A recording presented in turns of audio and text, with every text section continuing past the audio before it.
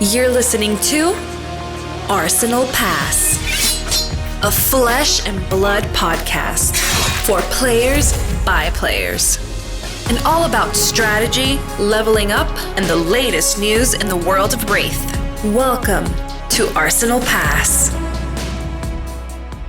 So, Brendan, I don't know if this is public knowledge at this point when we release the pod, so we won't talk too much in detail, but there is a sizable list of names that are going to be involved in a online flesh and blood event, well, a casted event coming up that includes myself and you, or you and myself. And I want to know, because we're on the same side of the bracket, I'm not sure if you're aware of this, I actually asked if we could be put in the first match together, but apparently couldn't be rigged. But we're on the same side of the bracket. So, like, on the same team? No, we're not on the same team. It's all I'm it's all messing with it's you. all one for one. Yeah. It's news for me. It's news to me. I've been on an airplane. I just got back from France. Unfortunately, I did not have a night flight. And night flights, I freaking hate not flying night flights because I stayed awake the entire time, uncomfortable in tiny little chair. Got here and then realized that because we scheduled this podcast on French time, that it's now at 11 p.m., which is like 6 a.m. French time. So I'm just staying up the whole time. First thing I did when I got back, threw on a backpack and did a 6-mile hike in the freaking 100 so degree heat just so I could get back to my roots and try to stay awake. But yeah, Hayden, pretty much everything you've told me about this tournament, I was kind of playing it cool while we hopped on, but I don't know anything right now. I knew in the very beginning when they were like, hey, we have this idea, but there's been some new news and they've been pinging in Discord. I've been on vacation. We won't spoil anything yet because I don't know what details are released and not released, but look out for it. I think it's going to be awesome. There's some very, very big names wrapped into one big event. But Brendan, my question is, what are you playing? I need to make sure I can counter it. Wait, that's the question you usually ask me, isn't it? I kind of messed this around the wrong way. Maybe I should tell you what I'm playing so you can try and counter that. Yeah. Tell me you're playing. I don't know. You're playing. What? You were just. I'm playing a young prism. No. Young prism. Did play Icelander. Well, maybe it'll be 16 Icelanders. Anyway, as per usual, starting off with a great question. But welcome to episode 77 of Arsenal Pass. We are both back in the proverbial studios, I guess, the spiritual home of Arsenal Pass for only 1 week more though, Brendan, because I am going to be moving house and I'm going to have a new background behind me. And if not the next pod, then the pod after. Yeah. I was going to say, it feels good to be back. I was hunched over Quasimodo style over my laptop and I would put my Yeti mic in a glass cup, which funny enough, I did actually pack one of those glass cups in my bag on accident when I was packing up. They've done so much work. Like this glass cup from the hotel shattered all my bag because I left it attached to the mic or something. But yeah, it feels good to be back. Last time he makes that mistake. But I'll tell you what, glass cups for us through different.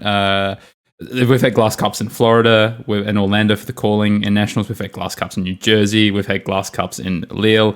We're just everywhere we go and we record a pod remotely. It's all about the glass cups. I had glass cups in 4 different countries in Europe during this. I mean, it honestly is the go-to for your Yeti mic. If you need a stand, you just go to get a normal little drinking cup and you just slap it in there. Wouldn't say it's ideal, but also on that note, if anyone wants to make a custom Arsenal Pass glass for Brendan's Yeti mic, then go right ahead. I see you've got some Swiss water there. Anyway, Brendan, episode 77 of Arsenal Pass. I guess the title is Flesh and Blood as a Digital Card Game? ? We have a pretty knowledgeable guest, I would say, on this subject. And, with the rise of Talishar and a lot of discussion in sort of the community and the discourse, we wanted to have this kind of chat. And we're bringing on a familiar face to many, a streamer in his own right of games such as Legends of Runeterra and other digital TCGs. We've got Marjan Bay, a.k.a. Caleb Van Patten, joining us very shortly to, talk through this. And we've got a pretty robust discussion ahead of us. But before then, Brendan, I guess I already asked you about what the last 48 hours have looked like for you, but, what about the rest of your week? Any flesh and blood? Maybe tell us a little bit, recap the last few countries you've been in for, those of us that may not have heard in the last pod. Yeah, I'd love to. I got to remember where we left off last time. I don't actually I think you're in Germany. I think you were Okay. talking about Hamburg, and I think you just finished up and you were heading to, maybe you were in Switzerland at that point. I think you might have been in Switzerland. Okay, yeah.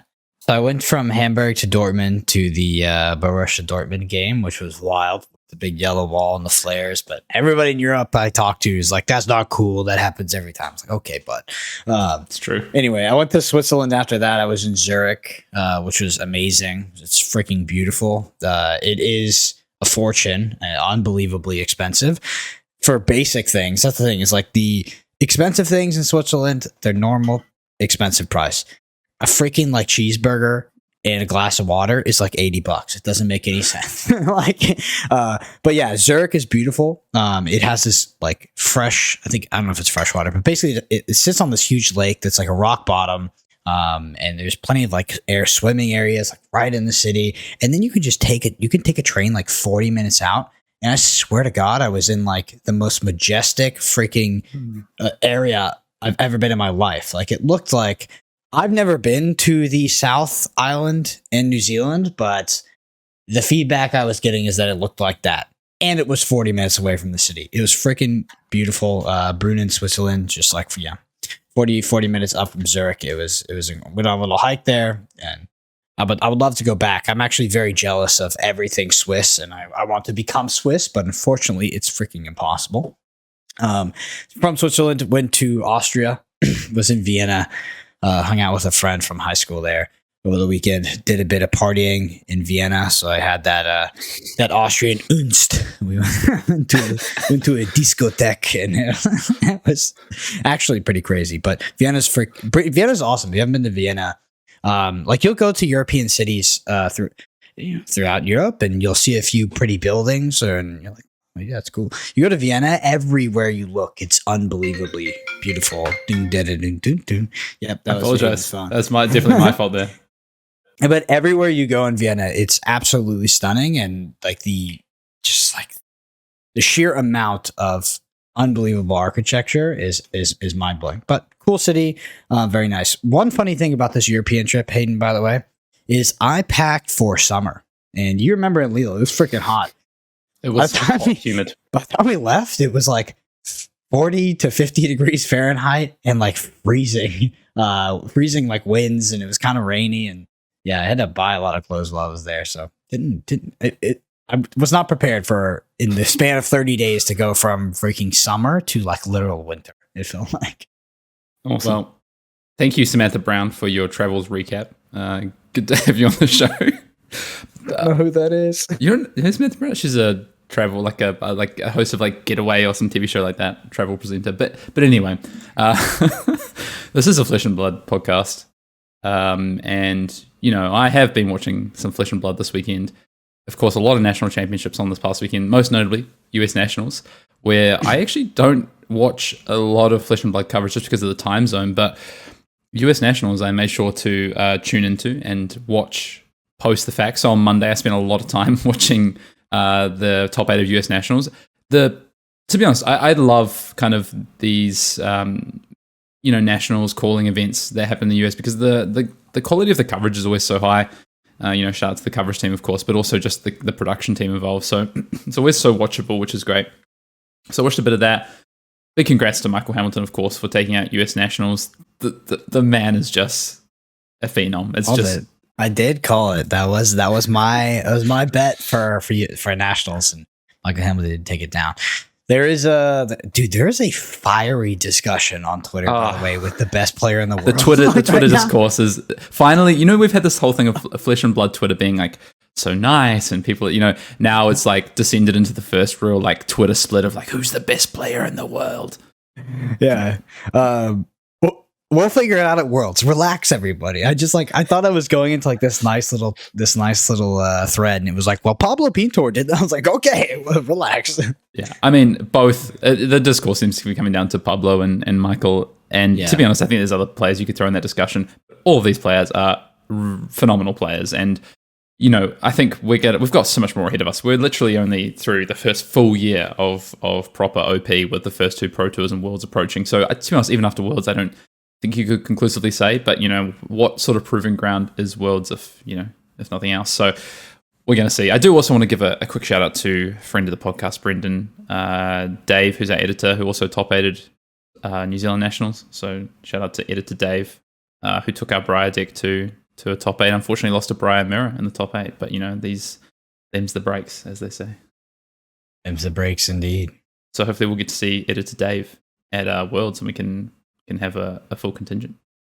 I reckon we move on to some news, Brendan. And do just want to lead with a big shout out to Legend Story Studios and fabtcg.com for allowing us to do a little bit of a collaboration with Deck Tech for this national season. So I did a Deck Tech for a Viserai deck, and that's just gone up, I think, about 3 days ago at this point, just post nationals up on fabtcg.com, so you can go check that out. And of course, with all Deck Techs, as per usual, there will be a Cyborg guide that's up on Patreon as well if you're looking for that.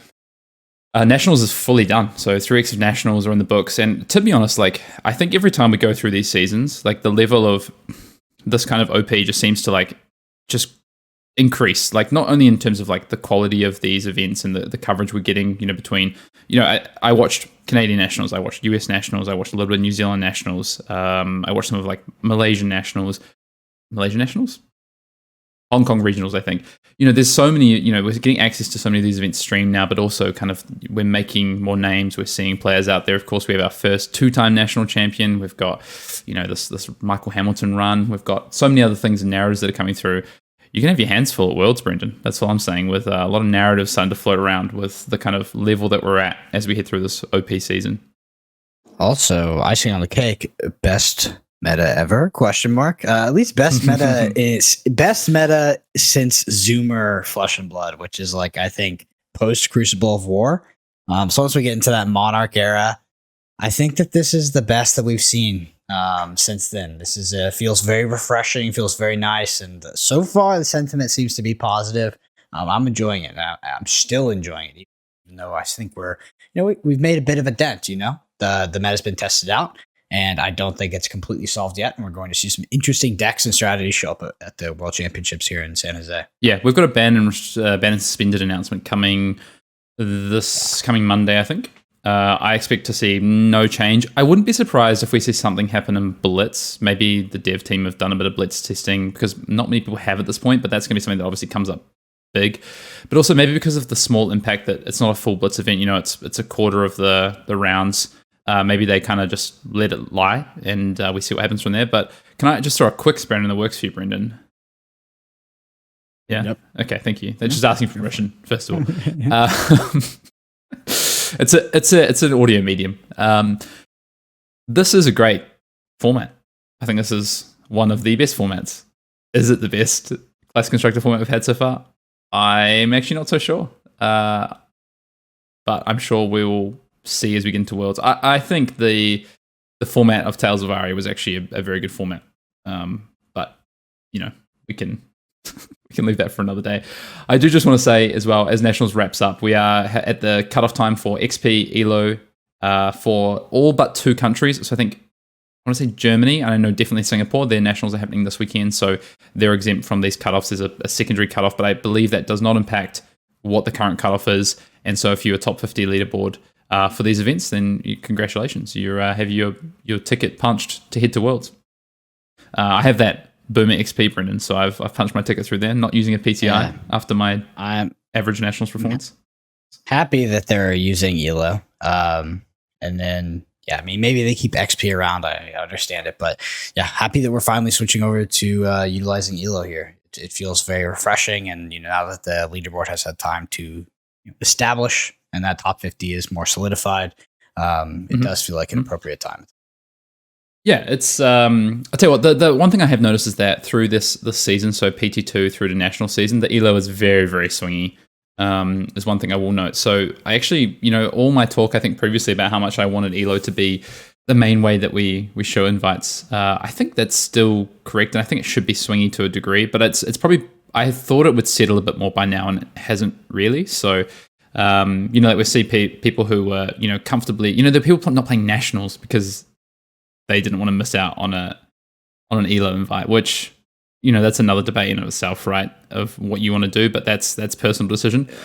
But I think from myself, I think I went from top 15 constructed ELO to about 100 after a more than positive record in Classic Constructed across PT2, and I think I went 12 and 6, no, 12 and 7, I don't know, something like that, across the 2 events, and lost quite a bit of chunk of elo, went down to like 100. So there, it is a bit swingier than I would think. But of course, when you go to a nationals, and you get still influx of so many new players as well, maybe first rated event, things like that.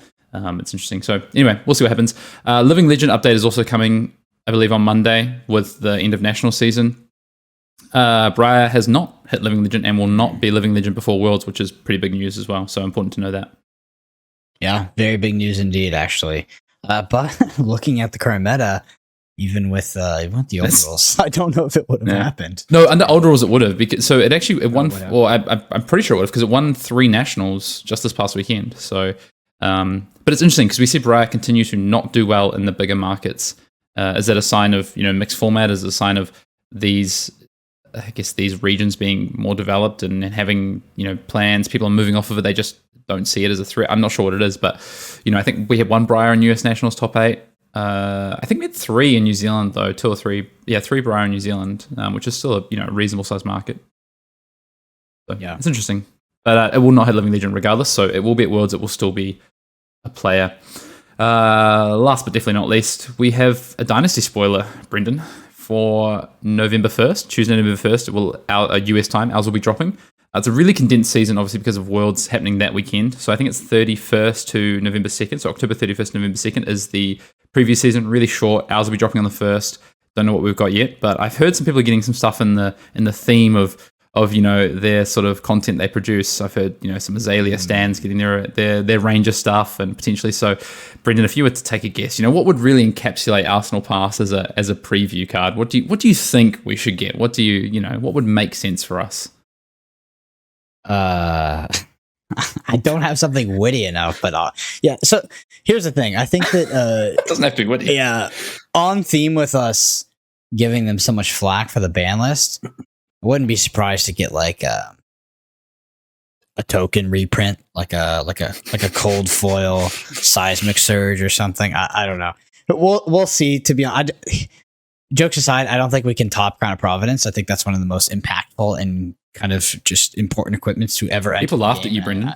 People laughed at you when you said that, and they were wrong. So I don't think we're going to top that one, and I'm very grateful that we were able to get that card last time. Nevertheless, I would like to get something with the Arsenal. That would be nice, but at the same time, I think we are both Wizard connoisseurs, aficionados, disciples, whatever you want to call it. So I'd love to get some Wizard cards. Because it looks like this set is going to have some spicy cards in for Wizard. We already see with the main phase Wizard pump coming in, the Armory spoiler. So I'm not sure, Hayden, but yeah, either something with the Arsenal or ideally something with the Wizard would be my bet. Or generic equipment that totally blows the cap off what's possible in the game. That's cool too. I'll take that. You know what I would say? If we were to get 2, maybe I could push it. We get 2 big set. I think Wizard card for you. And a Rhinar, a Brute card. Sorry, Rhinar card. Brute card, Rhinar card, same thing, right? What does Levy mean? Or, I guess a Runeblade card would also probably fit our previous history. But anyway, we'll see what happens. Lastly, just big shout out to all the Arsenal Pass patrons. And if you do want to join our Patreon and get access to all the extra content, full sideboard cards, we've got Michael Hamilton's up there. We've got the one for the Briar deck tech, one for the Viserai. That's all available through patreon.com/Arsenal Pass. Brendan, you're back in Texas. Surely it's time for a bit of a barbecue. Surely. Is there something waiting on the queue for me? Oh, yeah. Is it, okay, you kept it warm? All right. Well, you're away for so long. I made sure to stoke the flames a few times at least. This question this week is actually an email question, emailed to arsenalpassfab@gmail.com. If you do want to get your questions in for the Command Cookout, you can do so there. You can drop them to us on Twitter in a DM or at us on Twitter, in the Discord if you're part of the Patreon Discord. We do have a channel there as well, or just drop them in the YouTube comments below.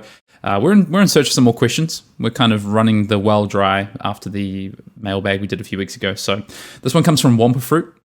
And they say, "Hi, Arsenal Pass. I've been a player since late Arcane Rising, a fab boomer, as you'd say, well, especially Brendan. And as such, I have an unhealthy love for base heroes. Don't we all?" My question is, so when Wampa Fruit says base heroes, I'm annotating here, they're talking about non-talented heroes. My question is, do you think LSS will print more base heroes for Classic Constructed, or are they obsolete? Should they print a base illusionist, for example? Also, it seems like Glistening Steelblade almost single-handedly put Dory back on the map. Should power specialization cards be the method for balancing base heroes going forward? Love to hear your thoughts on this, and maybe what Hayden's dream Rhinar specialization would be. I didn't read that part, so I have to think on the fly.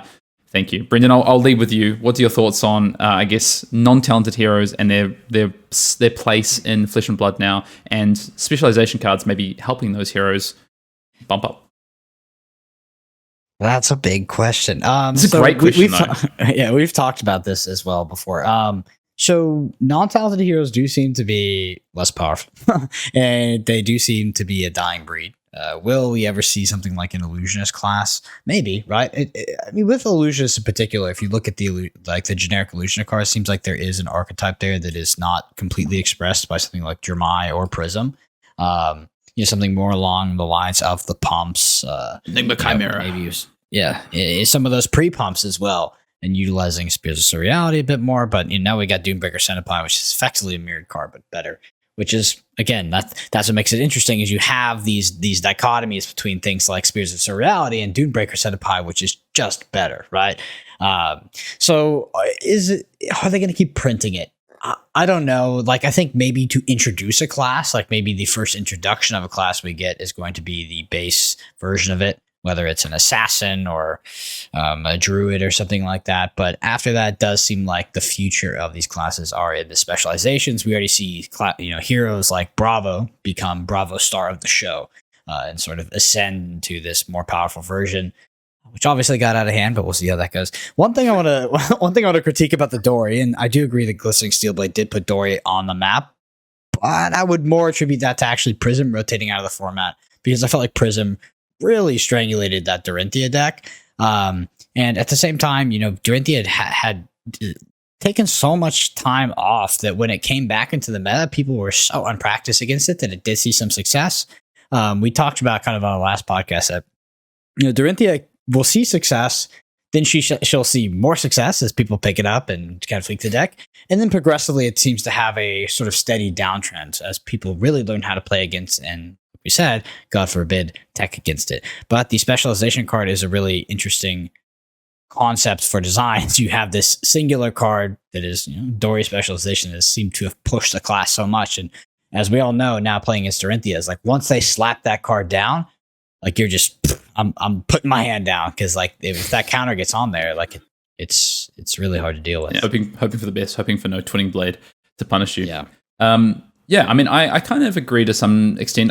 We have seen young heroes, even after talented heroes, right? Young heroes be this kind of, maybe this way to do this. Although I guess the heroes we've seen so far look like, what is Yoji? Is Yoji, Yoji's not just a guardian, right? Yoji is something else. I'm gonna look this up. Honestly, all I know is that he's a guardian, but I haven't looked into it too much because it is more of a multiplayer PvE UPF hero. Yeah, he's a guardian hero, but he has a I can only see half the card on the thing. It's so annoying. Okay, I have to come back to that one. If anyone knows, drop in the comments below. What is Yoji? It looks like he's got a draconic border, or a border from Volcor at least. So someone has to tell us about that. But yeah, I think young heroes is a good way in particular to have this kind of, like you say, gateway to base heroes, as Wampa Fruit's calling it, or I would say untalented heroes.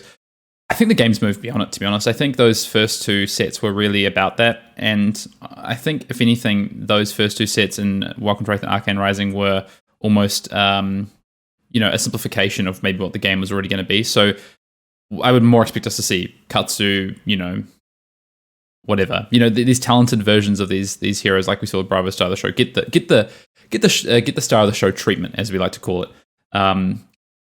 So I honestly don't know if there is room for them. I think they're hard to balance as well, potentially, because of, specialization is a way you potentially can sort of balance them. But then you can also, I think, probably go too far. Although in saying that, I guess none of the 8 heroes that we see so far are, that close to being living legend, right? So, it's an interesting one. We'll see what happens. I guess Yoji must be royal, right? Because he's a royal protector. I'm guessing that's what that is. I'm just looking at it again, glancing over to it.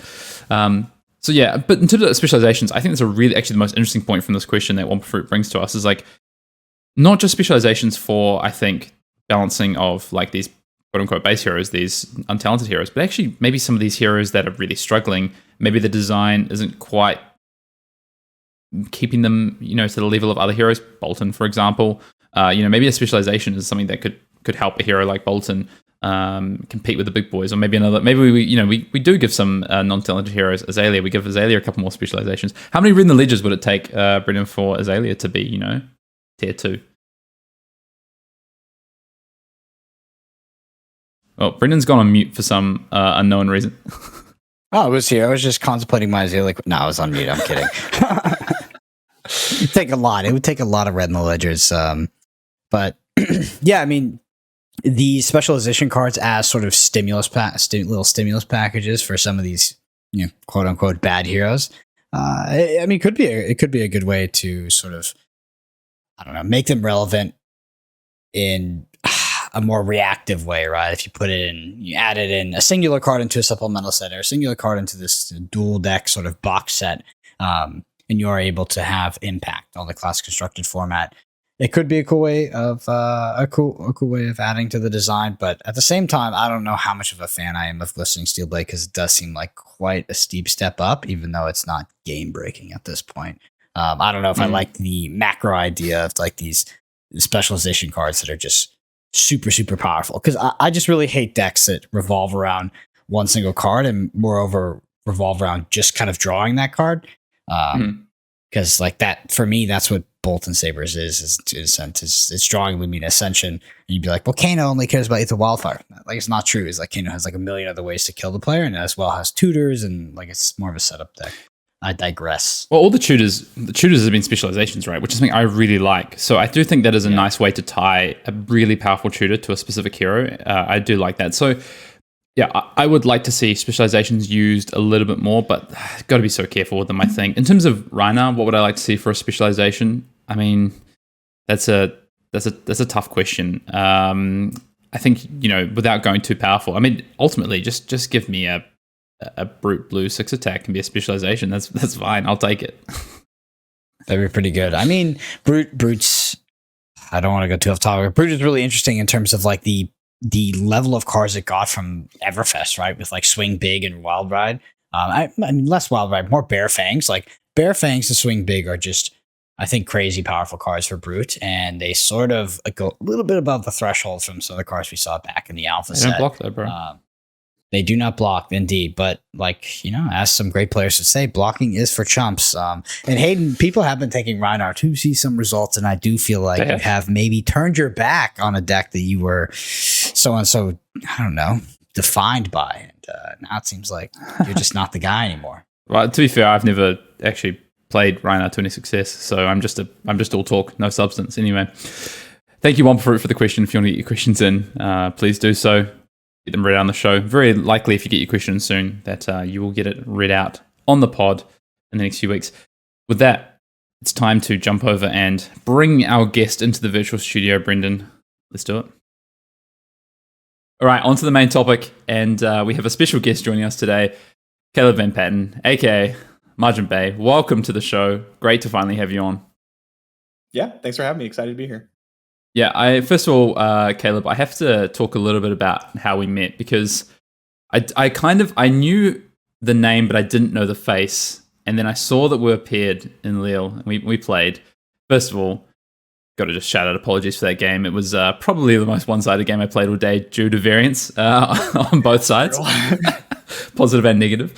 But we played, and then afterwards I was like, I don't know, like, I don't know if this guy knows who I am. I don't really know him. I'm just going to just have a chat to him and just see. And turned out you're one of the nicest people I've met so far over the weekend. So it was great to finally meet you. And now we have you on the pod.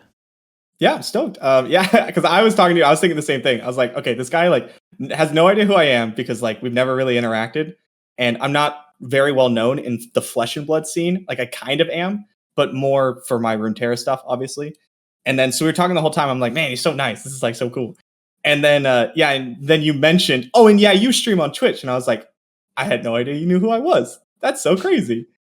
I like to think that I'm nice, even if I don't know if people know who I am, but maybe not. We'll find out. Yeah. I'll take a poll. Maybe though, for those that don't know you, Caleb, maybe you could give us a little bit of a semi-abridged version of your TCG history and why you are known to different communities, your background in Legends of Runeterra, and then how you got into Flesh and Blood. Yeah, sure. So I started as a Magic the Gathering player, as a lot of us did. I was pretty good. I think it was a lot better than I gave myself credit for because I didn't have the money to go to any events. So I did very, very well in anything like PTQ, RPTQ, like whatever. I did very, very well. I was like always top 8ing, but I couldn't afford to travel. So I never got really big there. And then, Magic kind of so I left and I was looking for another game, and I tried out Legends of Runeterra, which is the League of Legends card game for anybody who doesn't know. And I did very well in the first ever seasonals tournament they had. And friends pushed me to start streaming, which I'd never really considered before. I don't watch Twitch. I still to this day don't watch Twitch. I'd never seen a Twitch stream before I started streaming. So I just started with zero expectations, but it was during COVID, whatever. I was in flight school to be a pilot. And it just kind of took off. And I won the next seasonals tournament, which was worth $10,000. And I said, okay, I don't know, let's shoot my shot, right? Let's just see what happens. And now I do streaming, content creation full time. I own masteringruneterra.com, co-owned with a friend of mine. And I play Legends of Runeterra. And then I kind of stumbled into Flesh and Blood. They released that article where it was all the, you probably know exactly which article I'm talking about, where it was here's all the tournaments we're going to run. It's going to be Armory, Skirmish, Calling, Nationals, Pro Tour, Worlds. Here's how you qualify for each one. Here's the tier pyramid system. And I read the whole article, not even knowing what game it was for. Because I was yes, I want this, right? And so I asked around, and my buddy, Austin Yost, or Yost with the most on Twitter, said, hey, this game is really good. You should try it out. So I looked at all the heroes, right? This was the week of Arya pre-release or something, or the week before. Looked at all the heroes and I said, Kano, that's the one, right? And then my friends were no, pick another one. And I was no. I know what I'm about. I'm going to play Kano. And then I drove. The only closest place that held a tournament was 2.5 hours away. So I drove 2.5 hours to go play a draft, and they were full. So I bought a Blitz deck, a Prism Blitz deck, and talked one person into playing games with me in between rounds, even though I'd never played before. I just wanted to try the game, right? I hate Prism, by the way. I didn't enjoy that at all. But I don't know. There was something the second I played the game, you just realize you're oh, they cracked the code. Right? Specifically the resource system. I remember just playing it and being this is it, man. This is the next step. And yeah, ever since then, I just kind of I dove in. I played I played an Arya pre-release, and then I think I went to the Calling in Dallas, right after that, and just that was it. I was sold. Consequently, where you and Brendan actually met, Brendan was just regaling us with a story and just boosting his ego before the pod started. So, where the love affair started between very humble guy. Very humble guy. I was oh yeah. He's yeah, I played a little bit of Legends of Runeterra. I was oh, what's that game? Because I heard of it, but I never. He told me how to play. He's there's this thing where you keep back your resources. Cool, man. He's low key one of the best players in the world. This game just totally didn't tell me. You can't say that. Yeah, he's okay. I was you can't be well, I have a YouTube channel. You know what I mean? That'd be so whack. Yeah, it was close though. You almost top 8'd that one, actually. Yeah, I missed a winning in 3 rounds in a row. It was brutal. Brutal time. I got beat by you and then one of the Covenant guys. Oh, Steven. Yeah. So I got beat by you, and then Steven had a Winter's Whale, and I did not win. He did, yes. He did have a Winter's Whale, which ultimately brought him against a mirror against Tarek Patel, where he got fatigued. I mean, Winter's Whale in the mirror is that's its worst, right? Yep, exactly. Oh, well, good times. Good times. Back when I used to top 8. Oh man. Well, you can't. No, I didn't win. You can't top 8 if you don't play, Brennan, as they say. So I want to ask you, Caleb, what's your experience been like in Flesh and Blood so far? Obviously, coming across paper card games that form Magic, and then moving through COVID into digital card games. You've kind of you've done both, and then now I know you're still heavily involved in Legends of Runeterra, as you say. It's your full-time gig. I like the pun you snuck in there about being a pilot and then taking off with Legends of Runeterra, by the way. That was great. Intentional and non-intentional. But what about this kind of shift to Flesh and Blood? Like, how is it being going back to a paper card game? And what do you find are kind of like, the things that you have loved and have missed about paper card games, maybe versus a digital card game? The two things that I've loved about it or had missed, one, and I think this is probably the most important, is flicking your cards. It just feels so good. It's so nice. I like it so much that when I play some Legends of Runeterra tournaments, I have a hand specifically, usually a Kano hand, that I take out and I just flick it and shuffle it in my hand while I'm playing. It keeps me focused. It just feels nice. And the second is like the community aspect.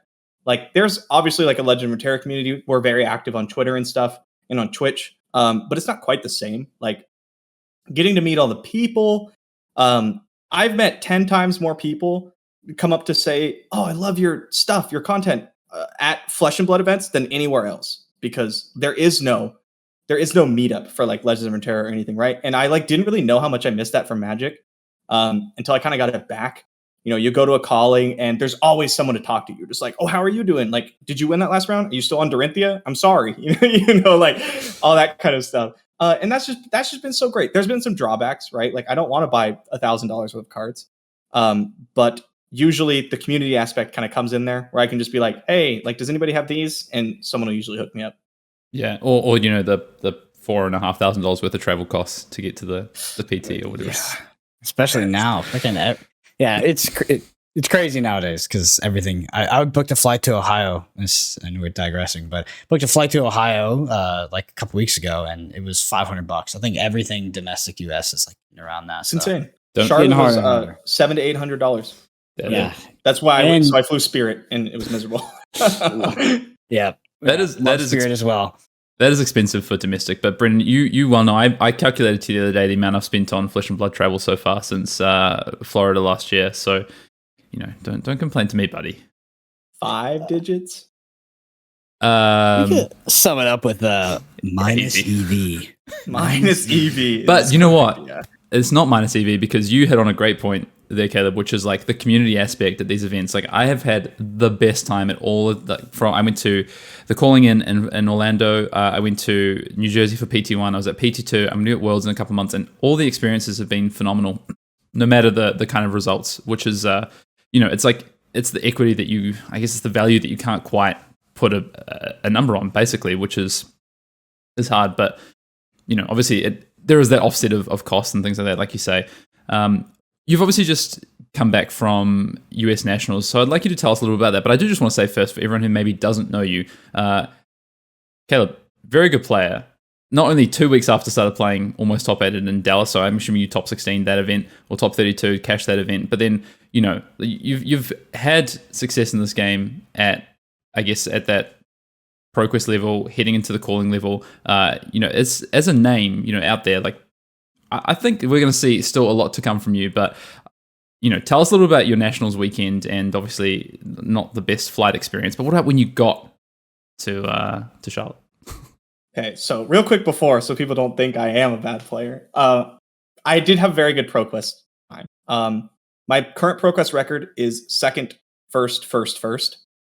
And obviously I did very well at like the Dallas calling. I do struggle to play Flesh and Blood. Because it's not my main game, and it is really, really hard as a content creator full time to be like to separate to do anything else for any amount of time. It's really hard to convince yourself that, because like if you're taking the day off Twitch or you're taking the day off YouTube or whatever, you lose viewers, right? You lose relevancy. As much as people be like, "Oh, well, your audience is still there when you come back," and that's true. It's not really how it works. YouTube algorithm doesn't love you as much. Your Twitch viewers go watch someone else for a weekend. Maybe they don't come back. So it's been really hard for me to put time into Flesh and Blood, but I think starting during Worlds, you'll probably see a lot more of me. I'm going to be taking a week or two before every big tournament now to like actually practice, which I haven't done since the last ProQuest season. Just really excited for that. But yeah, Nationals. So I flew Spirit. Because of the way my flight was, I landed at 7:30 a.m. The morning of the tournament. So by the time round 1 had started, I hadn't slept for about 30 hours. which is pretty brutal. And I hate Uprising Draft like so much. I hate it so much. And I went Icelander, and so did everyone else in my pod. I think we had 4 or 5 Icelanders. It was very brutal. But by the time everyone else had jumped to Icelander, and I figured it out, right? Because like I started Icelander, I was like, pack one, pick one, cloak thing, and then blue, icy hail. Wow, that sounds so stupid. I think it's like blue Aether Hail, right? So I was like, yes, like we're doing it. Blue Aether Hail, red Aether Ice Vein. I got this. Unlock. And then a bunch of people jumped into Icelander. No one ever jumped out. By the time we figured that out, it was too late. And I got stuck with an incredibly mediocre Icelander deck. I went 1 and 2. Brutal start, whatever. And then I ended up going 4-0 in Classic Constructed on Oldhim, basically Tarek's list, which is still incredibly strong. Very, very, very good deck. And yeah, then day 2, 1-2 the draft again. Basically the exact opposite. The same thing happened, but I was on Fi instead of Icelander. Just picked a bunch of good Fi cards. No one ever jumped out. Got a little unlucky. And then, yeah, played Constructed. And I won the first round, lost the second because I misplayed. I picked the wrong mode on Enlightened Strike. Not like objectively the wrong mode, but right after I made the play, I was like, I can't, like, if I'd have made the other play, it's much better for me. I should have +2'd instead of go again to like keep mana up against Icelander, that kind of stuff. And so lost that round, I think, specifically because of that choice. And just kind of like, I don't tilt very often. I'm a very like happy person, like a happy-go-lucky person. I think Hayden saw me like tilt a little bit. Not much, considering what happened. Not much, yeah. Like I said, I'm not a tilting person, especially when I'm having fun. But I hate Uprising Draft so much. And all I wanted to do was play the Calling so I wouldn't have to play Uprising Draft. And then when it went so poorly and I lost because of a misplay, I just like kind of mental boomed. And I punted the last 2 rounds. I mean, I probably would have lost anyway, but it feels bad to lose and know that I could have played better. You know what I mean? So ended up with an incredibly mediocre 7-7 in US Nats, which kind of like woke me up a bit. You know, it gave me like a bit of a shock that like you can't just walk in and win. If I want to win, I need to like actually play the game. I need to like actually practice and stuff, right? So in a way, I think that was really good for me. Yeah, the competition in this game is, I noticed it between PT1 and PT2. Like it's just, PT1, I swapped deck to the day before and felt like I just kind of was able to navigate that Classic Constructed meta and still top 16 that event. This PT low, and you can say format aside and some of the things like Uprising Draft and things like that, the edges are really small in some of these formats, and just practices and the repetitions are just so valuable. I think that was kind of a big lesson that we took away from PT2, was that we felt like we had a really, really good list, but the repetitions were just weren't there, and that was pretty punishing. So you're going to be at Worlds. We're going to see you at Worlds, right? And how have you qualified for? Are you playing Worlds? I didn't qualify. I needed to win, I think, one more Classic Constructed round than I did to qualify on ELO. Yeah. I will be honest. I was talking to some teammates and I said, if I end up with a PTI, I'm going to skip it. I do not perform well when I'm not enjoying myself. I've learned that about myself over many, many, many Legends of Runeterra tournaments, that if I play the deck I want to play, I perform incredibly well. If I play anything else, I don't do very good. And I hate all of the decks in Uprising Draft. And so like, I don't know, that just like being a really big part of Worlds I think I would just get like tilted. And I can enjoy Blitz because I played like Legacy Magic the Gathering, right? So like I can enjoy a short format where sometimes you just lose and that happens. So like, I think I can get behind that, but I don't know. I was really upset. I want to put it into perspective just how much I don't like Uprising. I played the pre-release, one road to Nationals where I left halfway through. Pro Tour Lille Draft 1, Pro Tour Lille Draft 2, Nationals Draft 1, Nationals Draft 2. That's it. I have not played any other Uprising drafts because I dislike it that much. People are going to come at you in the comments for not giving it enough time there, Caleb. I tell you. That's what I said. Not many people, to be fair. I think not many. The people who are like, no, I like this draft format. I'm like, how are you doing in draft today? They're like, oh, I'm 2-0. I'm like, yeah, talk to me tomorrow. How do you feel today? 03 is terrible, trash format. No, it's the worst. The good thing about Worlds, though, is that, a man like yourself, you can play Kano in both Blitz and Classic Constructed. That's what I would do. I'd play double Wizard. I'm basically locked in on playing Icelander because I love Wizard so much, and I'm just going to do what I want to do now. Like I said, it's how I've always found my best results. Is just like ignore whatever else, play the deck I like. And I think Icelander's insane. Like I think what Michael Hamilton did with Icelander is like so not groundbreaking, but it was really like when you see it in action, you go, duh, right? Like of course that works. And I think it's just so good. And it's how I like to play card games. I like to attack the game from slightly different angles, right? I like to be able to take a lot of different lines. I think Icelander does that really well. But if I was in Worlds, it would be Icelander Kano or Icelander. Absolutely. I will be playing the Calling though. It's only an hour and a half away from my house. Sweet. Well, we'll see. You have to come and we'll have to catch up, do a bit of a hangout. Brendan's going to bring that. I'll walk over to the other side of the room and I'll be like, "How are you guys doing?" Yeah. Cool kids. We'll get dinner. Brendan has to wear that hat, so. I'll be wearing a suit, baby. I'm not losing on stream this time. Yeah, but we'll put the hat on afterwards. Brendan's on coverage, so he's going to have to look respectable for once. You gonna go full suit? Is that what you're gonna do? Too many. Yeah, of course. I think you have to, but like too many stream losses in a row, and like I'm breaking the streak. Gotcha. You can't lose if you're commentating. Probably, maybe, right. maybe we'll see. Maybe. You can. All right. Well, we'll see. It was.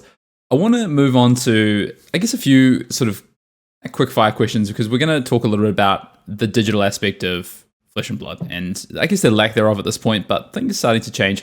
What you talked a little bit about, I guess you talked about the resource system. You talked about the things you miss from paper card games. Is there any sort of other things that you really like about Flesh and Blood as a game, and it's kind of kept you making time for it so far?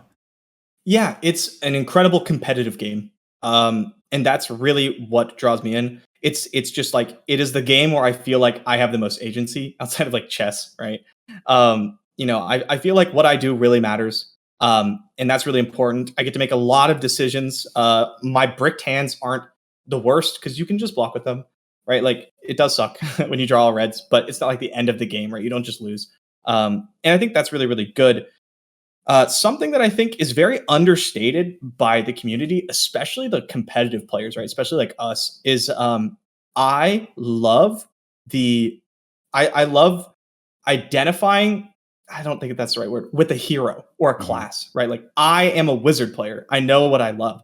And like, so every spoiler season, I get really excited because I get to like look for wizard cards. I want to bling out my wizard equipment and stuff like that. Like I bought cold foil, the robe, Aluvan Constellus, whatever it's called, just because it looked pretty. And I know I'll like always play wizard.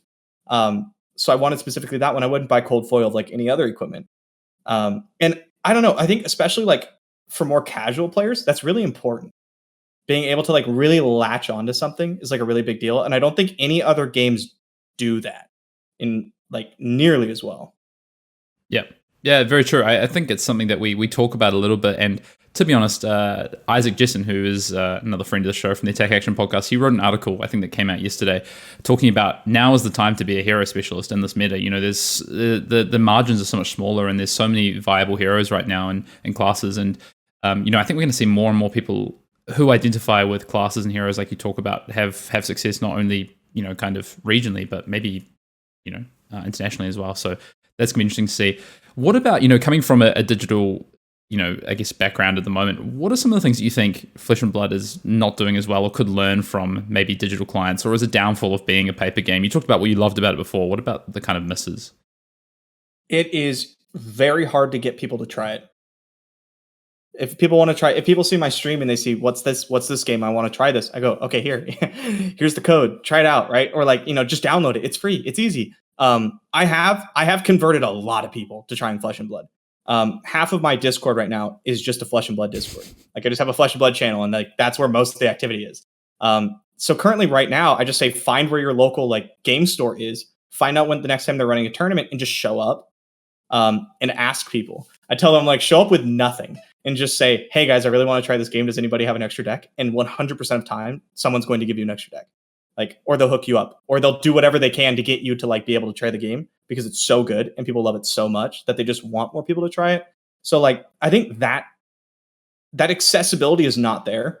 And I think LSS can do something about that. I think they tried and they missed with the Doranthea Rhinar dual deck thing. Like if you and a buddy are at Target and you've heard about this game and you see you see this, you're like, oh damn, I want to try that, right? Because like they've always had dual decks in Magic, they've had it in Yu-Gi-Oh, they had the tins and stuff. And if you see it and you're like, oh yeah, I want to try that, and it's $50, like a lot of people are just going to say no. I would think twice, and I love card games. Like I'll try anything, right? But $50 is so much. What I want to see is I want to see basic ass heroes. I want to see basically Ira and Ira 2 coming at each other, and I want it to be $20, no more, right? And I think that would help a lot. I think that would go a long way. Yeah, I think I was thinking about that not long after that release, and I was like, 3 months in, I reckon the majority of people who've bought this are people who are existing playing the game, which is who's this product for, right? It's not for new players. Yeah, is definitely how it felt. So I think we talked about it before, but a bit of a miss. I want both of your opinions on this one, but I'll start with you, Caleb, because I think this is kind of the lead into this discussion we want to have. What are your thoughts on Flesh and Blood's, I guess, digital or lack of digital play thus far? And, you know, this move from TTS, what we've had originally, something that was used during COVID time, LSS saying, you know, we're going to be a paper game. And then we're seeing this rise of a third party in Talishar, and quite a lot of discourse about it right now. What are your kind of thoughts on the digital, like their digital aspect of Flesh and Blood? I think TTS was fine. It required an upfront cost, which kind of sucked. And I think Talishar is only positive for the game. I think people underestimate how difficult it is to get people to try new things when it's not readily accessible. And Talishar existing, I can't. The first couple of days Talishar came out, back then it was Flesh and Blood Online, I got so many new people to try it just because I said, go to this website, here's a deck for you, go play a game, right? Like it's right here, it's free, it's easy, you don't have to download anything. Like so many new people tried it. I think that's such a big deal. And I think like growth is probably one of the most important aspects in any kind of company, game, anything like that. You want to be acquiring new players, right? You don't just want the same people all the time. I have heard a lot of pushback from some more, I would say the more competitive crowd, because this was not exactly how the game is supposed to go. What's up? I wonder why. Yeah. A lot of people get to practice, which I think is good. And what I would say, you know, as a digital, I was not expert, but someone with more experience in like a digital only card game, I would say that people need to prepare for stats being more readily available. People are going to hop on the best list faster. And the average skill level is going to go up. But what you're also going to see is the people at the top will not lose their edge. The best of the best will stay the best of the best, and they might even get better faster, because they're the best at using those tools. And what we'll see is the base level of players get moved up. So like the standard player, the average player will be better, but the best will move up as well. So there's just going to be smaller and smaller edges. You're going to have to fight harder and harder to really like separate yourself from the crowd, I would say. Mm-hmm. Brendan, what are your thoughts? Maybe let's get your kind of just your top level thoughts, because we are going to dive into this a bit more. But you know, you've talked about it a little bit, but I don't think you've kind of opened up on exactly how you feel about the kind of the fact there hasn't been a digital piece before, and now we have Talishar, which again, still third party, not but a move on from TTS. So I genuinely agree with pretty much everything Caleb said.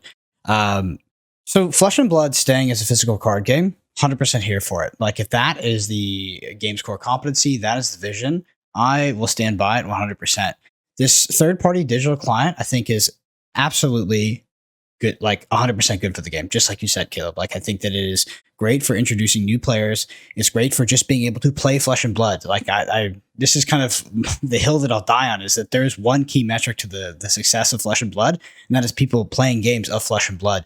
And anything that kind of deviates us from that path and getting people to play more games of Flesh and Blood is probably less conducive to the game's success. So I think that people that are really resistant to Talishar, and actually you said resistance from competitive players. I have not seen resistance from competitive players. I've only seen resistance from some very niche communities of mostly casual players, because most competitive players see this and they get to play the game more. It's very easy, right? Like the fact that it's coded in, it's not super heavy and like clunky that TTS was like, and you can just queue up and play against anybody. So I can play my Kano deck against someone random rather than making my, teammate come sit next to spectate me while I do this, right? Because it's a painful experience. And I can play the decks that I want to play, and I can get practice whenever I want, right? It's on demand, and that's really important. I've played more Flesh and Blood since Flesh and Blood Online or Talishar came out than I had in a long, long time. I actually was planning to take a break from Flesh and Blood for multiple months after the Pro Tour because I, like you, also hate Uprising Draft, but also just was like, I was getting a little bit burnt out. And like this online aspect completely revitalized my love for the game, and I've been completely addicted during my vacation.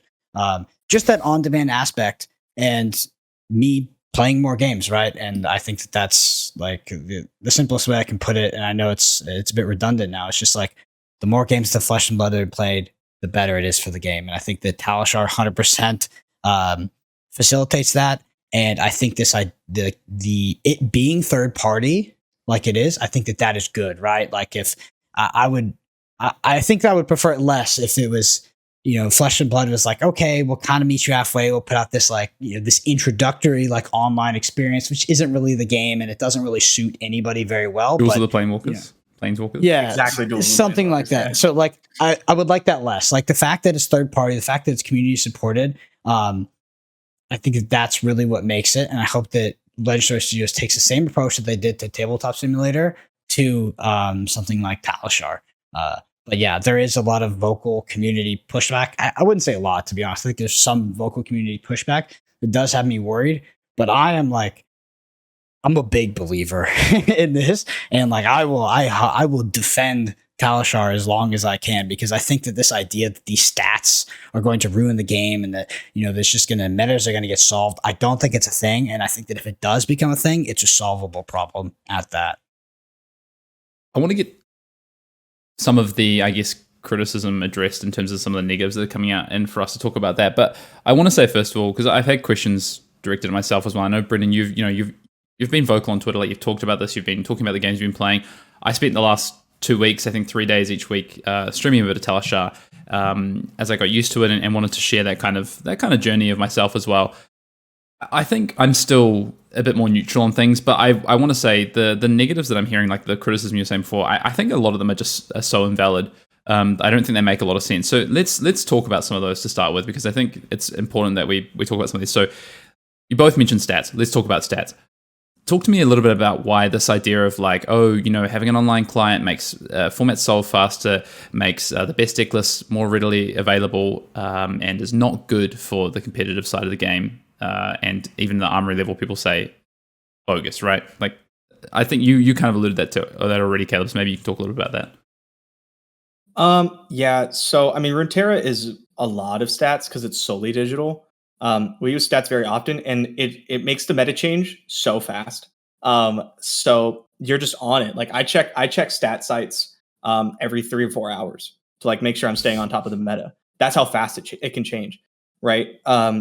And I for one find that incredibly interesting. But I think, all right, sorry. Can you boil that down to one question?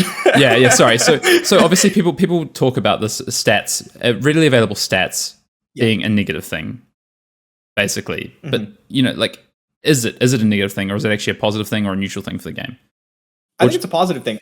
The people who have expressed negativity, I said competitive players, and I think Brendan's right. The majority of the competitive crowd are very pro Talishar, pro stats, right? Pro all these things. When I said competitive, what I really mean is a local top eighter. You know the kind of person I'm talking about. The person who top eight, the person who top eights Friday Night Magics, like that guy, right? I've heard some pushback, not from my locals. I want to point this out because I know some of them are watching. But I've heard pushback from that level of people where they're like, "Oh my god, no, everyone's just going to play the best deck," and the people who whine about that are people who frankly suck. They suck.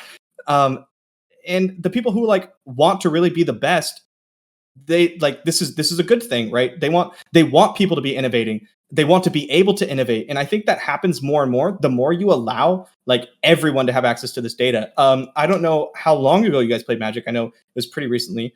But super teams took over Magic the Gathering for a while, right? Team Channel Fireball, they had access to things that like no one else had access to because they just got to test more games, play more, and stuff like that, and they had access to the best minds. And it was a bit of a problem at like the pro level. They would like scout everybody's decks, and they had like forums and stuff where they would write it all down. And the second everyone got access to that information, the playing field leveled, and I think it was like better for everyone. And I like that. I want that to be available. I want someone who like doesn't really have a lot of locals to be able to boot up Talishar Online and play their homebrews and get better and better and better, and then show up and just be like just crush people, right? Because they worked for it and they deserve it. We see that in fighting games now. Now that online play is a lot better in fighting games, instead of just these same like I would call them almost over the board players, right? People who only play in like real live events, IRL lands. They've always been crushing. They've always been the best. But now you see these prodigies come out from nowhere, from places you've never heard of, and they've never played tournaments before because they have access to the game. They get to play online in close to tournament settings, and it just allows a lot more people to like. It gets their foot in the door, right? They get to, like they get to experience this. Well, they get to play the game.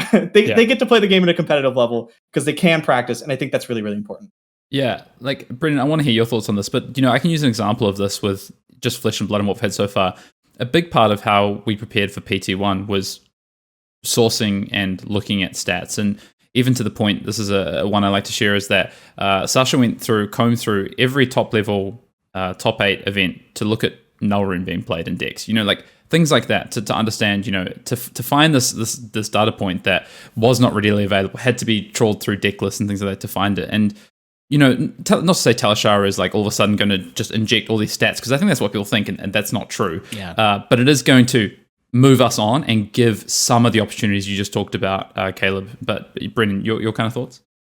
Yeah, I would just take this question in sort of a little bit of a different direction and go on the sense of like the Talishar data is just like not even close to what we see in like Hearthstone or Legends of Runeterra, even Magic, right? Like it's not big data, and it's not that precise, right? I'm not seeing the win rate broken down of each individual card. I'm not seeing millions of deck lists and then comparing to like what is specifically the exact deck list, and everybody doesn't have access to that information, so we aren't getting more like egregiously more reps on a specific deck that is quoted, maybe seen to be as the most powerful deck. Like this data is not happening.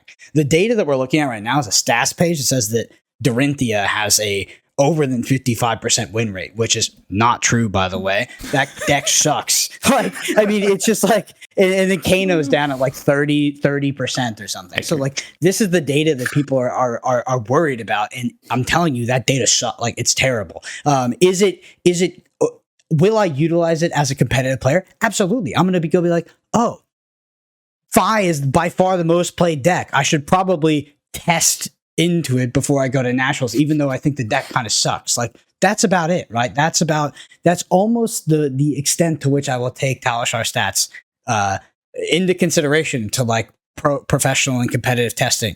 That being said, the data that I am getting is more on a personal level, right? Like, I can queue up randomly and I can see what decks I'm playing it, and I can see the way that people are playing decks, and that's very helpful to me, because when I only play against Hayden or I only play against Sasha, and we've all heard of this idea of like inbreeding and testing, like it's a serious problem. Even though some of those players might play significantly worse than Hayden or Sasha or something like that, they still can make plays that are different in a way that it makes me think, right? And it's important for me to get reps against a large spread of players, because that's what I'm going to face at these tournaments. And that's the data that I'm utilizing. I'm not going to the stats page and being like, okay, let me pick my deck, right? And I end up on freaking Dorinthia because it's hard to play against or something. No, like, it's me getting reps against a wide variety of players. And I think that's the most useful data so far. And I'm currently, if we were utilizing like big data in a way that like HS replay or something like that was, like, yeah, it might get solved fast and yada, yada, yada. That's a problem for another day, I think. And I also think it's solvable, but we are just so far away from it right now, you know? If I can butt in really quickly, the data we have for Runeterra is insane. I can tell you the win rate of every single card in a deck, specifically when you have it in your opening hand, right? Yeah. Like, the data we have in Runeterra is insane. I and a lot of other pro players, we only use the data as a guideline. You use it to get an idea right? And then what's much more important, like Brendan said, is like your own personal experience and your own like personal like data. Because what happens with the masses honestly doesn't matter, right? At like a high competitive level. But what it can tell you is if like, okay, Viserai's beating Dorinthia like this percent, like why? Like what is that? Okay, well that's probably a bad matchup. Let's only play it once or twice to get a feel for it, right? Because the stats back this up. Okay, this deck is winning in the hands of only the best pilots and losing with everybody else. Maybe there's something there, even though the win rate's really low. Kano's 32%, but I would say it's still a very, very strong deck, right? Like and stuff like that. So you use this like stats aren't be all end all is what I'm getting at here. Yeah, there's too many variables, and what it really does is allow you to ask the right questions, is what I would say. It allows you to direct the flow of your time and your efforts is a big part of what stats allows you to do.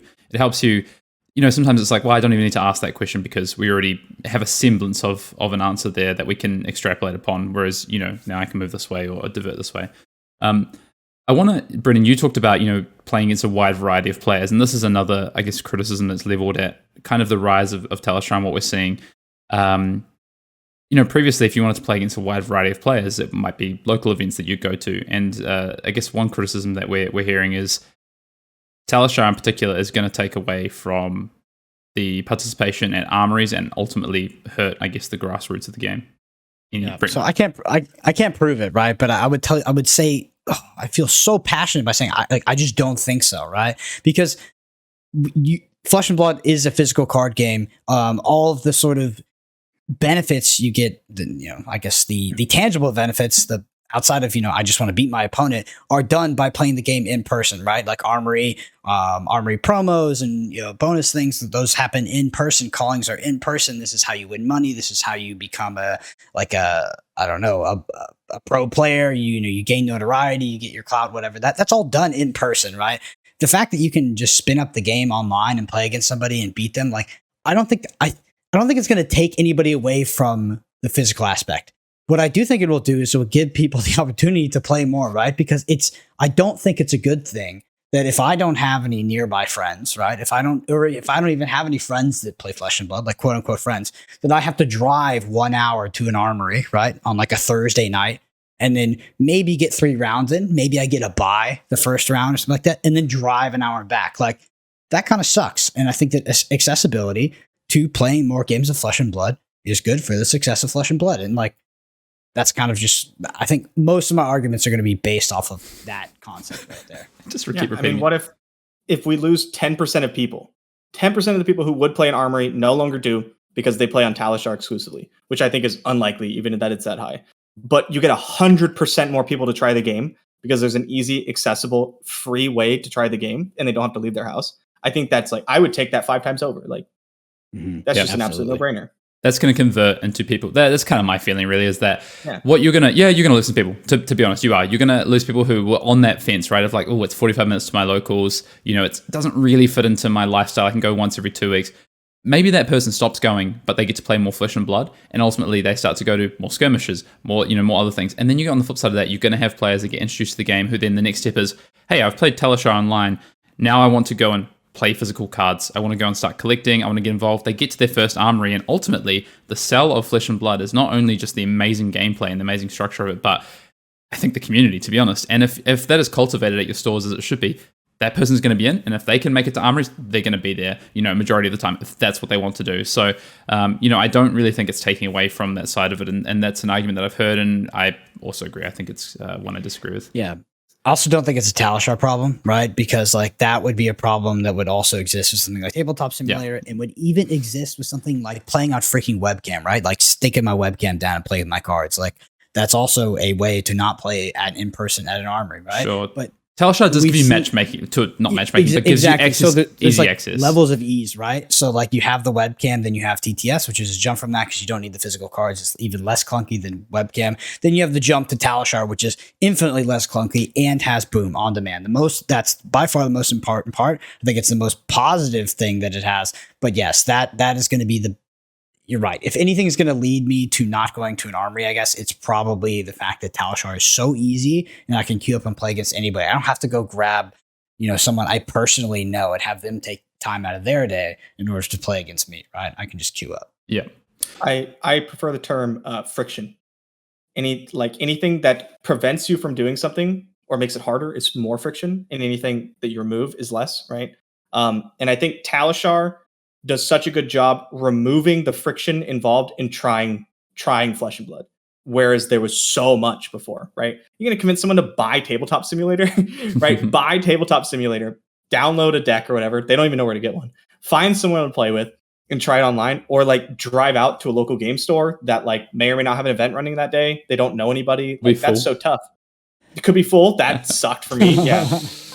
Or they could just boot up this online thing and try it and like see if they like it, and it's free. And like there's barely any friction there, right? And I think the closer you can get to no friction of trying your game, the better. Yep. I think so. I mean, there's other criticisms that are floating around. To be honest, I think they're mostly not worth kind of our time and effort. But I do want to, and there's actually one thing I do want to say, because I've been asked repetitively, like, what is my kind of view on Talishar? And I still don't feel like I've fully formed it. I know, Brendan, you just talked about kind of where, it's reignited passion for you. I love physical card games. I've always struggled with digital card games. It's why, I played Hearthstone for, I think, the first 6 months it came out. I loved it. I just struggle so much with digital card games. I hated playing Magic Online when I was a Magic player for testing and for grinding, because it doesn't gel with me for whatever reason. I don't, without cards in my hand, like you were talking about before, Caleb, with like even, not even just flicking, just having cards in my hand, having this in front of me, having the board set in front of me, I do find it a lot less enjoyable and harder to focus on. That's just my personal thing, and I don't think it takes away from what I think of Talishar and this kind of move to, I guess, digital. But what I do want to ask you both on the back of that is, do you think Flesh and Blood now or in the future would be better served eventually going down a digital route? So I want to pass this one to Caleb before I say that, I want to go off your point, because I'm the same way that you are. I've also struggled with digital card games, single player games, and it's actually not. I don't know if it's because of the physical things in my hand, but it's because for me to be engaged in a competitive game, it needs to be personable. I need to understand and like be across from my opponent, and there needs to be some sort of empathetic relationship there. If there's not, and it's just anonymous and it's kind of sort of like a bot, I have almost no interest, right? But at the same time, what I would say is that I think that the physical aspect of the game and this potential third-party client that is online can go completely hand in hand, and I'm 100% with you. Like, my default to this game will always be playing in person, because if it was just Talishar online, I would lose interest. I wouldn't play 100%. Yeah. But Caleb, I'll go ahead and pass to you for the future of Flesh and Blood in terms of will it maybe really put him on the spot. Yeah, thank you. Or that's actually what I was add going to an say. official digital card game. I was going to be, Brendan, I'd love for you to take this one first. You beat me to it. Here's this hand grenade. Just hold it for me. I expect at some point in the future, if Flesh and Blood continues to grow, we will get an online client from Flesh and Blood. I think eventually things get too big, shareholders get involved, and shareholders love profits. And I think it is incredibly easy to convert online clients to profits, even easier than it is like paper card games. So I think, like, from a pure business sense, eventually, if Flesh and Blood continues to grow, I think we're going to see that. I do not think it would be to the detriment of Flesh and Blood as a whole. I think there would be parts that would become maybe a little less like. I think if that happened, a lot of people would look back on this time as Magical Christmas Land, right? The good old days. And I don't know how much of that would be true, but I think it would lose a little bit of its like fun niche kind of like community thing that it has right now. Yeah, it's romance. Yeah, romance. It's a tough one, right? Because people will always point to the way Magic the Gathering is gone as like Arena killed Paper Magic, and it's this thread that continues to go on. But I will maintain that what killed Paper Magic was Wizards of the Coast. So it was Hasbro. Yeah, I would still be playing Paper Magic to this day if they hadn't have like shot themselves and then me. Yeah, but it was also because of the way it was done. Like, I started to come off around the time that GPs went away and Magic Fest started to come in, and this allure of what the game was really changed. And it might not have been apparent immediately, but it was gradual, and the luster, I think, the shine really started to come off, and then the stuff happened with Arena. It was already in the works prior to Arena coming out, would be my argument. But anyway, don't want to dwell on Magic too much. Brendan, any kind of thoughts from your side? Should there be a digital client? Should it be a route that they go down? I know you just said before, if it's something they decide not to do, you'd be more than happy with it. Yeah, so like I also think that it will happen. I think that as long as like James White is the sole leader of Legend Story Studios and they have 100% ownership over the intellectual property of Flesh and Blood, and they do not need money, then we will probably continue down this road. Because I think that it operates in a very like unique niche that a lot of people appreciate, right? But at the same time, yeah, I do think it's very easy to monetize digital games. I also don't think it would necessarily be a bad thing for Flesh and Blood. I think it could potentially really kind of give the game what it needs to sort of achieve that global kind of mass adoption. Maybe. I don't know if that's necessary.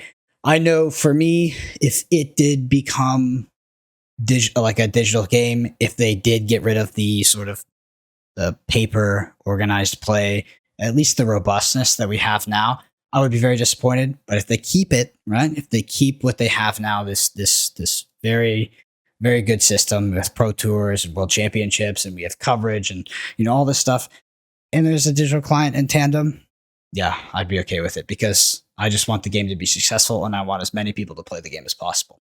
Yeah, that's a good approach. Selfishly, I would prefer that we don't, especially not in the interim, but the game's amazing. And I think to get it out to more people and allow people access to it, it makes the most sense as long as it's done in what I'd say is probably a right way, which I think is another topic into itself, to be honest, and how you could do it. But yeah, I think you're right. I think the current trajectory we're on, I don't think we'll see it anytime soon, but things change, right? Game changes, goes through phases, you know, things can happen, mistakes should happen that force a potential restructure and things like that. I think at the current pace we're at, though, I think what we're going to see is a third-party client in the form of Teleshar, and just LSS continue on how they've intended to the whole time. I guess my last question on this is, Caleb, I'll start with you. What do you think happens if LSS don't embrace digital and we have Teleshar doing what it's doing now? Could we see a clash with third-party events, cash prizes, things like this happen? And is that a positive or a negative? I don't think you're going to see much of a clash. I say this mostly from Legends of Runeterra, whose community has been dying for competitive events outside of what Riot provides for a very long time. And we, being Mastering Runeterra, have provided the vast majority of that. There's another company stepping in. Aegis is running incredible tournaments as Mastering Runeterra kind of steps back from running tournaments. But like, it's really hard. And there's not much gain. It's more for the level of the community thing. So I don't expect to see companies coming in and dumping tons of money to run these really, really big tournaments on Talishar, which is what it would take to usurp the current Flesh and Blood, right? Tournaments that we have, these in-person events. Like, people aren't going to skip callings for these Talishar events because the events are better or because they run more money. Because there's no reason for people to dump this money into these Talishar tournaments. I don't expect that to be super big. I will say, it's slightly off topic. My favorite part of Flesh and Blood right now is an old Magic tagline, actually. Sorry to keep bringing it back to Magic, but they used to say, play the game, see the world. Yep. And I never got to do that. But Flesh and Blood lets me do that. And I love it more than I thought I would, right? It's fantastic. I get to like see all these cool places. I get to meet all these cool people. And like, that's just the coolest thing. So anything that takes away from that, anything that takes away from paper being the premier way to play the game, I think would probably be a negative in my eyes. I do not ever see Talishar doing that, though. Yeah, and that really means a lot coming from you, Caleb, considering that you have basically gone broke and taken 30-hour plane. Yeah, I totally. I mean, we've said it. Hayden, we've talked about it, and like this has been. It was the vision before these sort of competitive events started happening, and now we are living in it right now. But we absolutely have been playing the game and seeing the world, and it's been successful, and I think that it's absolutely incredible. And I'm 100% with you that if that were to go away, it would be a big disappointment. Cool. Yep. Awesome. Love talking about this thing. It's a topic that we have kind of not addressed. I wanted to wait for the right person to come on, and Caleb, it's great. Last couple of questions for you. I want just like a yes or no. I'll maybe give you 5 words max on some of these questions, just on where we are right now, post US Nationals, post the national season, as we head towards Worlds. Current state of the game, is it the best you've seen it so far, class constructive wise, since you've started? Yes. One word, but it was like all aggro since I started, and this is the only time it hasn't been. So very happy with that. Sure. Briar has not hit Living Legend and will not Living Legend before Worlds, as we've now found out. Is there much room for the format in terms of class constructors to grow and innovate, not just iterate, innovate before we get to Worlds? Absolutely. Anyone who doesn't think so should watch Michael Hamilton play his deck again. Great. Do you think it's a miss not having Dynasty for World Championship coming up next month or month after now? Yes. The most exciting pro events are the ones where you get to see how the format changes and then take it to your locals afterwards, and we don't get to do that. Yep. Okay. And then finally, this one's maybe a few more words. What do you think top players, the pro players, the best of the best right now will be doing between now and Worlds? Is it getting reps on known things to find small edges, or is it time still to revolutionize? Hamilton will be trying to revolutionize. So will Folks. Tarek, I think, to a lesser extent. And then I think Pintor is just going to play something that's known, and he's going to play it better than everybody else. Good call. Brendan, I'll allow you one of those questions to rebuttal if you want, if we're out of time. I don't have any rebuttal. I agree with everything. It's a really good meta. I do think that, it's an open meta. So if you want to innovate, this is the meta to do it in. To be honest, like there's a lot of good decks. There's a lot of very safe picks, right? There's plenty of deck lists out there. If you want to bring that to the World Championships, I think that you could perform very well with plenty of lists out there. At the same time, I think there's some unexplored spaces in this meta, and I think the decks that were previously being constrained by Prism, the jailer, now have a time to shine, and there's a lot to explore that we haven't seen yet. Cool. All right. So Axes Bolton, it is. Caleb, aka Margin Bay, thank you so much for joining us. Before we sign off, just give you an opportunity to tell everyone where to find you, be it Flesh and Blood related or Legends of Runeterra related. Yeah. So on Twitter, which is both, I would say Majin Bay LOR with 2 I's. On Twitch, it's Majin Bay. There might be an LOR, I can't remember. And then if you want to try out Legend of Runeterra, masteringinterra.com is the place for you. Yeah, your Twitter handle is actually right down below you right now. You can't see it, but everyone else can. Did I get it right? There's an LOR. There's an LOR, but that's all right. Okay. All right. For us, no Google review this week. Brendan's he's still recovering from his big trip, but if you want to get your reviews in, go to ratethispodcast.com. We really appreciate it. Go and leave us a review there. The funnier, the better for Brendan. Talk about his hat. Why not? You can also find not just Caleb on Twitter, but you can find myself and Brendan at BrendanAPG. At Fian_Dale. Come and get involved in Flesh and Blood's chat. Who's the best player in the world? Let's find out at World Championship. Until next week, we'll see you later. Later.